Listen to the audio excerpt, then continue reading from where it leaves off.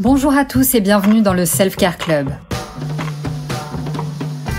Moi, c'est Alice, experte de ces petites choses qui enjolivent notre quotidien.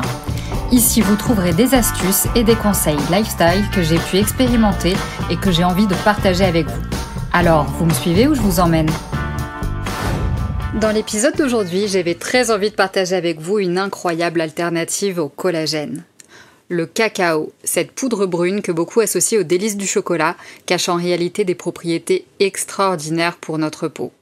Un véritable miracle de la nature. Le cacao cru et pur pourrait bien être une alternative efficace au collagène. En effet, imaginez qu'une simple cuillère à soupe de cacao pur puisse avoir un impact notable sur notre peau en seulement 2 heures. Ça paraît dingue, mais c'est scientifiquement prouvé. Consommer du cacao pur augmente la microcirculation de la peau de 70% et son oxygénation de 80%. Ces chiffres sont impressionnants et témoignent du potentiel incroyable de ce super aliment. Alors, comment est-ce que ça fonctionne cette petite affaire ? Le cacao est riche en flavanol et en catéchine qui sont des composés bioactifs qui jouent un rôle significatif dans le fonctionnement interne de la peau. Mais qu'est-ce que ça signifie exactement ? Ce sont 2 types d'antioxydants et lorsqu'ils sont ingérés, ils stimulent la production d'oxyde nitrique. Ce composé chimique a la capacité de dilater les vaisseaux sanguins, ce qui améliore la circulation sanguine dans la peau.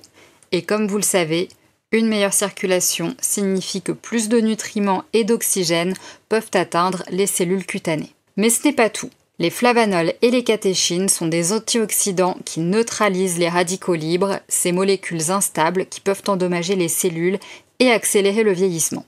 Donc, en réduisant les dommages causés par ces radicaux libres ainsi que l'inflammation, on peut dire que le cacao aide à protéger la peau contre le vieillissement prématuré. Intéressant, non ?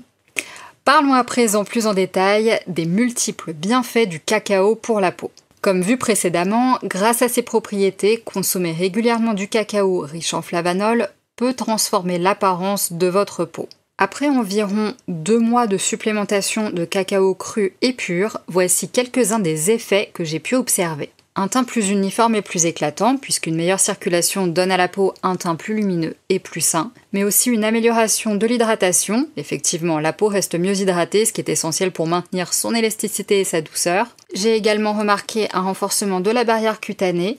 Une barrière cutanée plus forte signifie une meilleure protection contre les agressions extérieures. Ensuite, un effet que je n'ai pas pu remarquer, surtout pas à l'œil nu, c'est la photoprotection puisque le cacao aide à protéger la peau contre les dommages causés par les UV. Et ensuite, la réduction des signes du vieillissement puisqu'avec le temps, la consommation de cacao peut réduire l'apparence des ridules et des rides, dans une certaine mesure, un petit peu comme le collagène finalement, qui a fini par prendre le relais de mon cacao le matin. Ce qui nous amène à la question suivante, comment consommer le cacao pour des résultats optimaux ? Pour profiter de ses bienfaits, il est recommandé de consommer du cacao cru et pur chaque jour pendant au moins 12 semaines. Les effets sur la texture, l'hydratation et la densité de la peau commencent à être visibles après cette période. En continuant pendant 24 semaines, vous pourriez même constater une réduction notable des ridules et des rides. Je voudrais à présent noter un point important quand je vous parle de consommer du cacao cru et pur, surtout pur. Pur veut dire sans sucre. Ne le consommez pas à la petite cuillère, vraiment vous risqueriez de vous étouffer. Donc personnellement, j'ai pu le tester dilué dans mon café, ça passe très bien. J'ai également testé dans du lait végétal, alors je vous conseille vraiment de le diluer dans une boisson chaude, voire même juste de l'eau chaude. Pour le coup, ma mère, elle a fait ça et elle a trouvé que c'était plutôt facile à prendre.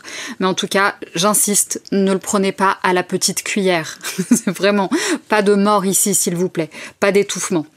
Il est vraiment crucial de choisir, donc comme je vous ai dit, un cacao cru et pur, de préférence biologique, et non un chocolat en poudre sucrée qui contient évidemment bien moins de flavanol et de catéchine.